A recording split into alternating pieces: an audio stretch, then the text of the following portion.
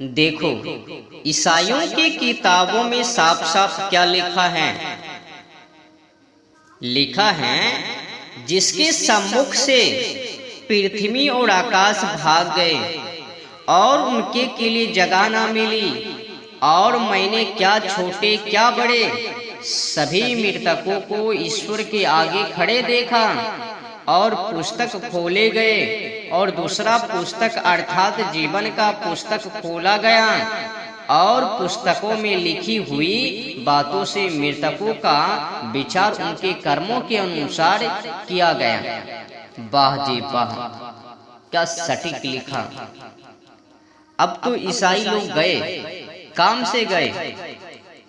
अब यहाँ पर तो ईसाई लोग कह रहे थे, यीशु जन भर की कमाई, पाप धुलाई, धरती का बोझ गठरी बांध स्वर्ग ले गए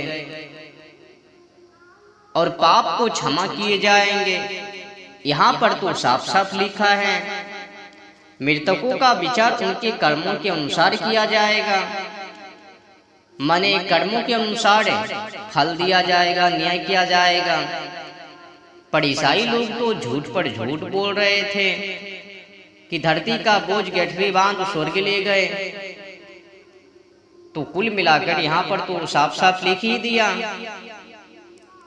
कि किसी भी मनुष्य का न्याय प्रार्थना से नहीं, जो जिसने जैसा कर्म किया उनको तो ऐसा फल दिया ही जाएगा। तो कर्मों के हिसाब से न्याय है, ये ना कि चुगला और चटुटाकार से।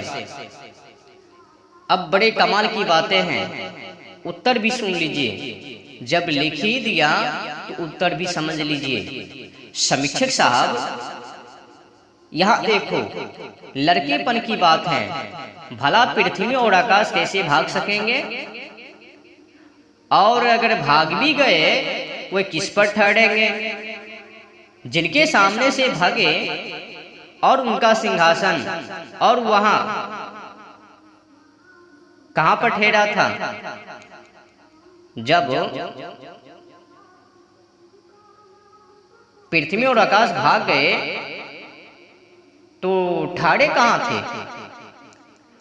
और जैसा कि लिखा है, मुर्दे परमेश्वर के सामने खड़े किए गए, तो परमेश्वर भी बैठा हुआ खड़ा होगा। क्या यहाँ की कचहरी और दुकान के समान ईश्वर का व्यवहार है, जो कि पुस्तक लेखा अनुसार होता है? और सब जीवों का हाल ईश्वर ने व उसके गुमास्तकों ने। देखो भाई, ऐसी ऐसी बातें से अनीश्वर को ईश्वर और ईश्वर को अनीश्वर ईसाई आदि मत वालों ने बना दिया। अब देखिए आगे क्या लिखा है। उनमें से एक मेरे पास आया और मेरे संग बोला कि आ, मैं दुल्हन को अर्थात मेमने की स्त्री को तुझे दिखलाऊंगा। वाह जी वाह। जब मेमने की स्त्री, तो वहां पर तो ढेर सारी स्त्री होगी, और लोगों का भी वहां पर शादी विवाह धूमधाम से।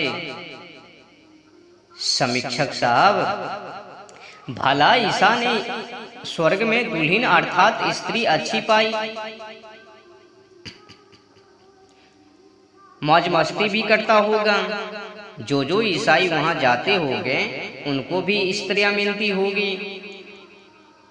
जब स्त्रियां हैं, लोग हैं, तब तो लड़के वाले होते होंगे, और वहां पर तो भीड़ भी बहुत होते होंगे।